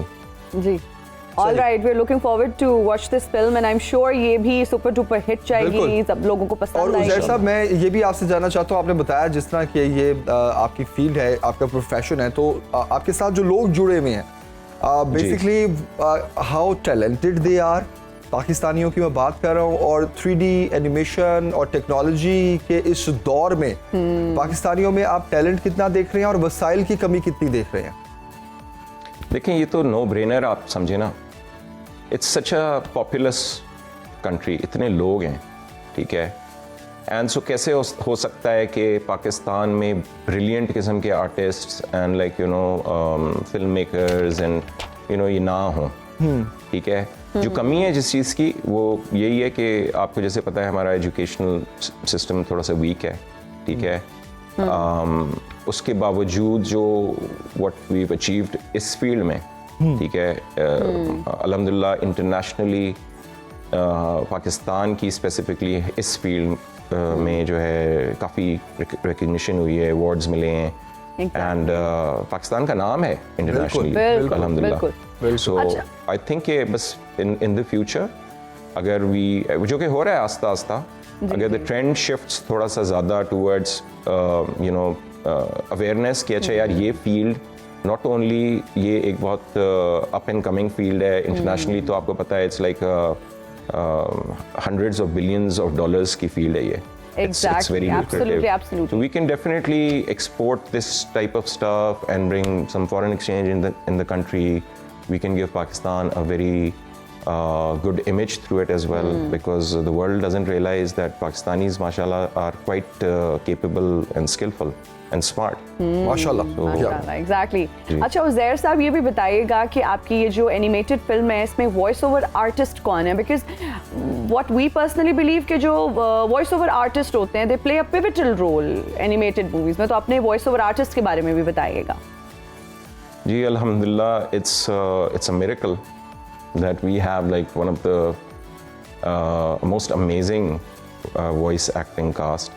And जो हमारे primary characters हैं अलयार and hero, जो कि national word है पाकिस्तान का, it's a Chakor, वो दोस्त actors Asfar Jafri and Anam Zaidi are the original actors जो कि पिछली फिल्म में भी आए थे। मगर इस फिल्म में वी वर क्वाइट फॉर्चुनेट, हमारी दुआएं कबूल हुई हैं। लाइक हमारे फिल्म का जो one of the main characters is played by Ali Zafar, and on top of that जो female lead है वो इकरा अजीज is playing that, is a wonderful character, and Humayun Saeed is playing a role, Bishra Ansari is playing a role, so we ended up with a very shockingly amazing cast. Wow. and what a bunch of wonderful people too. Exactly. क्योंकि ये ज़्यादातर वो लोग हैं जिनको जब ये पता चला कि इस फिल्म का मौजू क्या है, and जब उन्होंने देखा कि you know what हम करना क्या चाह रहे हैं through this. I don't believe in mindless entertainment. So I think that entertainment should always have some, you know, impact, value, and lessons, moral, ethical, etc. So they were on board and they were like, you know, quite excited, and you know, it's been amazing, mashallah. जबरदस्त। उज़ैर ज़हीर साहब बहुत शुक्रिया हमें join करने के लिए, और हम उम्मीद करते हैं कि ये फिल्म बहुत पसंद की, और जिस तरह आपने जिक्र किया कि बेसिकली समाजी मसाइल सबसे ज़्यादा इसमें डिस्कस किए जा रहे हैं, और ये बहुत अच्छा है कि इस तरह की फिल्म्स के ज़रिए भी सोसाइटी में एक बड़ा चेंज लाने के लिए जो कोशिशें छोटी छोटी की जाती हैं वो इन दी एंड एक बड़ी शक्ल इख्तियार कर जाती हैं। और मैं तो ये भी कहूँगा हिना के जैसे 3D एनिमेशन है, ये टेक्नोलॉजी के इस दौर में पाकिस्तानी जो हैं वो किसी से कम नहीं है। फ्रीलांसर्स भी पाकिस्तान में इतने काम कर रहे हैं और पूरी दुनिया से उनको ऑर्डर्स आते हैं। बेसिकली ये एक ऐसी फील्ड है जिसमें आपको कहीं कुछ भी रॉ मटेरियल इंपोर्ट करने की जरूरत नहीं है। कुछ भी बनाने के लिए आपको बाहर से कुछ मंगवाने की जरूरत नहीं है। ये सिर्फ आपके टैलेंट की वजह से जो शक्ल निकलेगी, जो एक प्रोडक्ट बनेगा, आपने उसको एक्सपोर्ट करना है। लाइक आप उसको एक्सपोर्ट करेंगे और आपको जो हम बात करते हैं डॉलर्स और पाउंड्स ही आएंगे। ठीक है, तो हम ये भी एक, मुझे ये लगता है कि ये इसको इंडस्ट्री की हैसियत एक देनी चाहिए और इस पर बहुत काम करना चाहिए, और हुकूमत को भी इस पर तवज्जो देनी चाहिए, प्राइवेट सेक्टर को भी इस पर तवज्जो देनी चाहिए। और जमील, मुझे लगता है कि हमारे यहाँ उस तरह से एनिमेटेड फिल्म्स बनती भी नहीं है। आप देखिए हमारे पास कोई एनिमेटेड उस तरह से फिल्म्स नहीं है, तो अगर ये एक इनिशिएटिव लिया गया है और इस तरह से फिल्म्स बनना शुरू हो गई हैं, और फिर जब हमने एज ग्रुप की बात की तो ज़ैर साहब ने बताया कि बच्चों के लिए नहीं है, बल्कि बच्चे बड़ों के साथ ही सिनेमाज में जाते हैं, अपने पेरेंट्स के साथ जाते हैं, तो उनके लिए भी, और एंटरटेनमेंट के साथ साथ जो उन्होंने बात की मुझे बहुत अच्छी लगी कि कोई इम्पैक्ट जाए, कोई वैल्यू, कोई एथिक्स, कोई मॉरल वैल्यूज, ताकि बच्चे और बड़े उसमें से कोई मैसेज लेकर निकलें, कुछ सीखें। और अगर इस तरह की एनिमेटेड फिल्म्स बनेगी, मुझे लगता है बनने की बहुत ज़्यादा ज़रूरत है, ताकि बच्चे भी जाएं, बड़े भी जाएं और हमारी सिनेमा इंडस्ट्री का जो है वो रिवाइवल हो, जिस पे हम आए दिन बात करते थे। हुकूमत का मुझे लगता है इस सारी सिचुएशन में हुकूमत एक बहुत पैरामाउंट रोल अदा कर सकती है, जो कि उनको करना चाहिए और इस तरफ तवज्जो देना चाहिए, क्योंकि ऑलरेडी महंगाई बढ़ गई है, ऑलरेडी मसाइल बहुत ज़्यादा हैं, हर शख्स परेशान है हमारे माशरे में। तो जो ब्रेक हमें मिलती है, जो हमें छुट्टी मिलती है, अक्सर लोगों की कोशिश होती है कि सिनेमा चले जाएं, लेकिन अब जमील कहेंगे सिनेमा का टिकट बहुत महंगा है, भाई आप ना जाएं, आप घर पे ही बैठ जाएं। मैंने तो ऐसी कोई बात नहीं की, ना ही मैंने करनी थी। मैं तो सेकंड करना चाह रहा था आपकी बात। करना चाह रहे थे, ओके चले ग्रेट। ये आज पहली दफा हुआ है कि जमील इत्तेफाक करना चाह रहे थे बात से, वरना यूजुअली कभी-कभी ऐसा होता है। कभी-कभी अच्छी बात से इत्तेफाक करते कभी कोई अच्छी बात करे, कुछ सियानी बात करे तो उससे इत्तेफाक करना बनता है। ऐसा नहीं है कि हर बात पे इख्तिलाफ किया जाए। लेकिन जमील देखिए ना, वो जब हम उस दिन बात कर रहे थे, हमारे पास एक एक्टर आए थे, तो यही बता रहे थे कि टिकट्स इतने महंगे हैं। 2000-2500 का जब टिकट आता है एक शख्स का, जी जो बहुत आजकल अच्छे सिनेमाज हैं, 2025 का 2500 का टिकट है, जिसमें जी 500 का टिकट याद है। वो अब दौर चले गए हैं। लास्ट टाइम कब गए हैं सिनेमा में? वो तो 500 का टिकट याद है। 500 का टिकट नहीं मिलता जमीन, बहुत पुराने चल रहे हैं। पॉपकॉर्न और ड्रिंक डाल के कुछ 700-800 लग जाता होता था ज्यादा से ज्यादा। अब तो सिर्फ 1200 का आपको पॉपकॉर्न का वो स्मॉल साइज मिलते हैं, तो रेगुलर साइज। वाकई ही ना जी, और कोल्ड ड्रिंक अगर आपने उसमें ऐड कर ली है तो देखना भी इतना महंगा हो गया, बहुत महंगा शौक है भाई। अगर आप फिल्म देखने जा रहे हैं, मैंने इसीलिए कहा कि इसलिए जमील चुप बैठे थे, क्योंकि सोचे थे 500 का टिकट है। ये तो बहुत गलत बात है, ये इस पे तो सब्सिडी देनी चाहिए। नाज़रीन, यहाँ लेते एक ब्रेक, हाजिर होंगे ब्रेक के बाद। देखते रहिए सुनो पाकिस्तान, सुबह की हर बात।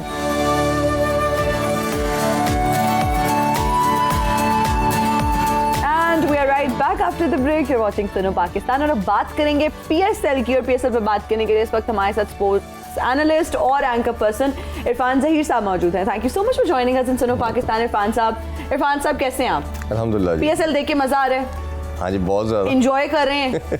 सनसनीखेज मुकाबले जो हो रहे हैं, और फाइनली कराची ने भी चले, कराची किंग्स ने भी एक मैच जीत लिया। सबसे पहले तो उस पर अपना टेक दे दें, क्या कहेंगे? जी, बड़ा शानदार परफॉर्मेंस थी उनकी और 67 रन से उन्होंने विक्ट्री हासिल की। लगता है जमील सकते में है। ये कराची अपने नाज़रीन को बताना चाहता हूँ कि ब्रेक में मुझे कहा गया है कि आपने जो है ना बिल्कुल नहीं बोलना, खामोश रहना। इरफान साहब और हिना आपस में बातें करेंगे, ठीक है, और आपका जैसे दिल करे उधर देखना हो, कैमरे में देखना हो, आप रोबोटिक फील करें, इसलिए मैं रोबोटिक नहीं, you can talk Jameel, it's our show, आप बोले प्लीज जरूर। नहीं, आप इरफान साहब से करें। तो वो बड़ी ज़बरदस्त किस्म की परफॉर्मेंस थी कराची किंग्स के लिहाज से देखा जाए तो। पहले तीनों मैच भी बड़े कम मार्जिन से वो हारे, कोई मैच 6 रन से, कोई 2 रन से, कोई 4 रन से, तो वो काफ़ी क्लोज आके वो आखिर में वो नहीं लाइन को पार नहीं कर पा रहे थे। बट इस दफ़ा हमने देखा कि वो एक अच्छे प्लान के साथ आए। जो मैंने मैथ्यू वेड की बात की, या उनका रोल फिनिशर का होना चाहिए या वो ओपनर आना चाहिए, तो ये एक अच्छा बोल्ड सीन ये लिया कि उनको ओपन पे लेके उसी ने मोमेंटम प्रोवाइड किया। और शर्जील को बाहर बिठाना भी आसान जॉब नहीं थी, बड़ा मुश्किल टास्क था, वो किया उन्होंने, बोल्ड सीन लिया। और बॉलिंग के अंदर फिर हमें लगता था कि आमिर के साथ कोई दूसरा बॉलर उनको साथ सपोर्ट नहीं कर रहा, तो आकिफ को कल चांस दिया गया, उन्होंने फिर 4 विकेटें भी ली। तो मेरा ख्याल है कि ये जिस तरह आपको याद होगा, मैं हमेशा कह रहा हूँ कि 3, 4 या 5 मैचेस के बाद फाइनल 11 में बनाने में, कम्बिनेशन डेवलप करने में फिर आसानी होगी। तो ये लगता है कि अब कराची की अपनी जो प्लेइंग 11 है वो सामने आ चुकी है और ये नेक्स्ट मैचेस में इसी को स्टिक करेंगे। और ये गेम की ब्यूटी के लिए भी बहुत नेसेसरी था। अगर आप देखें ना कि अगर 1-2 टीम पहले ही बाहर हो जाती है और 6 में से 4 टीमों ने प्ले ऑफ में आना है, तो अगर कोई पहले ही अच्छा परफॉर्म नहीं कर रहा तो फिर वो इंटरेस्ट लेवल ख़त्म हो जाता है। फिर तो आपको पता है यार ये 4 टीमों ने आगे आना है, 2 ने बाहर होना है, तो वो फिर मैचेस के अंदर वो इंटरेस्ट नहीं रहता। तो ये उस लिहाज से कंपटीशन की एक्साइटमेंट को अलाइव रखने के लिए बहुत ज़रूरी था कि कराची जीते, जैसे कोयटा भी पीछे मैच जीता, ताकि एक हेल्दी कंपटीशन रहे और सब उस दौड़ में बराबर शरीक। बिल्कुल सही। अच्छा, अब थोड़ी बात करते हैं बाबर आजम की, ठीक है हिना? इजाजत इरफान ज़हीर साहब, वैसे भी समाजी इंसाफ का आलमी दिन है पहले। हाँ, अब हम बाबर आजम के साथ थोड़ा इंसाफ करेंगे। आप लोग जो करते थे बाबर आजम के साथ, पहले तो वीडियो देखते। हम क्या करते थे? हमने कभी ये देखिए, पहले हम वीडियो देखते हैं, ये वीडियो अपने नाज़रीन को दिखाते हैं कि बाबर आजम की जो टेक्निक्स हैं बेसिकली वो यूरोपीय नौजवान क्रिकेटर्स को सिखाई जा रही है। ये देखें जरा, ये वीडियो है, सोशल मीडिया पर बहुत वायरल हो चुकी है ये। और वाओ, नहीं सारी चीज में जमील मेरा अच्छा, सवाल है हम क्या कहते हैं एज अ प्लेयर, देखिए दो डिफरेंट चीजें हैं। बैटिंग टेक्निक वाइज तो उससे हम हमेशा कहते हैं उससे बड़ा पाकिस्तानी हिस्ट्री में कोई प्लेयर नहीं है, और करंट एरा के अंदर टॉप 3 बैटर का अगर हम नाम लेंगे तो बाबर उसमें आता है। एग्जैक्टली हम सिर्फ बात करते हैं उनकी कैप्टनसी की भी थोड़ी बात कर सकते हैं, या T20 के अंदर जो स्ट्राइक रेट है उस पर बात करते हैं, वो तो पॉइंट उसी जगह पे खड़ा है। हमेशा ये कहती थी बाबर आजम कप्तानी से कब हट रहे हैं, बाबर आजम कप्तानी से कब हट रहे हैं, हमेशा बात ये हुआ करती। और मैं मेरा ये काम था कि कुछ सवाल तो पूछते, लेकिन देखिए आज इनके अंदर ना एक मैं छोटी सी फुफो देख रहा हूँ यार, आपने आज देखी है, ये बहुत पुरानी है। लेकिन बीइंग एंकर हमें अनबाइस्ड भी रहना चाहिए ना। देखिए आप जमील, आप बाबर आजम इसको कब हटा रहे हैं, आप दूसरी साइड पे लेके जा रहे हैं। देखिए उसके बैटर होने पे किसी को डाउट नहीं है, और बेस्ट बैटर है, इसमें भी कोई डाउट नहीं है। I agree with you. हम ओडीआई के अंदर भी उसका स्ट्राइक रेट बिल्कुल अप्रोप्रिएट है, टेस्ट के अंदर भी उसको सूट करता है। T20 के अंदर एज ए ओपनर जब खेलते हैं तो उनका स्ट्राइक रेट जो है वो टीम के लिए बेनिफिशियल नहीं हो पाता मोस्टली। बिल्कुल। ये हम बात करते हैं कि बाबर या रिजवान में से कोई अगर निचले ऑर्डर पे आ जाए, ऊपर कोई ऐसा ओपनर आ जाए जैसे फखर है हमारे पास, या हारिस लड़का आ गया है, इरफान साहब आई एग्री विद यू। हाँ ये सिर्फ ये पॉइंट है। आपने हमारे साथ एग्री किया, आपके साथ एग्री किया मैंने। चलिए मेरे फुफ्फी बना रहे फुल में ऐसा फुल जो ये पूछा आज था समाजी इंसाफ का दिन है, कप्तानी से कब हटा रहे हैं। अब देख ले बाबर आजम आई की जो नेवर सेड दैट कि कप्तानी से कब हटा रहे हैं, मैंने कहा कैप्टेंसी में प्रेशर ले गए थे वर्ल्ड कप में इरफान साहब, इसमें कोई वो नहीं, दो राय नहीं। हम इसमें बात कर रहे थे कि कैप्टेंसी गेम अवेयरनेस की बात करते थे, कितने खतरे में है वो आज कानों में। ये आपके भी वही कुछ सवाल होते थे, लेकिन ये देखें इनमें कैप्टेंसी की वो बात नहीं कर रहे, वो उनकी बैटिंग टेक्निक की बात कर रहे हैं। जमील मैं आपसे किसी साथ तो कर गया हूँ गिरी, ये देखा नाज़रीन, इसलिए मैं खामोश बैठा हुआ था। मैं उम्मीद करता हूँ, हम सोच रहे थे आप खामोशी रहेंगे, लेकिन आप देख सकते हैं कि मिलके मुझे बोलने नहीं दिया जा रहा, लेकिन कोई बात नहीं, ये भी हुस्न है इस आज समाजी इंसाफ का आलमी दिन है। और मैं अपने इंसाफ के लिए आवाज उठाऊंगा। इरफान साहब मेरा साथ देंगे। जी जी, सब दोनों का दूंगा। दोनों का देंगे। थैंक यू इरफान साहब, थैंक यू मींस बहुत शुक्रिया इरफान साहब। वक्त खत्म हो गया है नाज़रीन, आपसे इजाजत लेने का टाइम हो गया, आपसे मुलाकात होगी इंशाल्लाह कल। अपना बहुत सा ख्याल रखिए, फीडबैक जरूर दीजिएगा। मुझे और जमील सुखेरा को दीजिए इजाजत। टेक केयर, बाय बाय, अल्लाह हाफिज।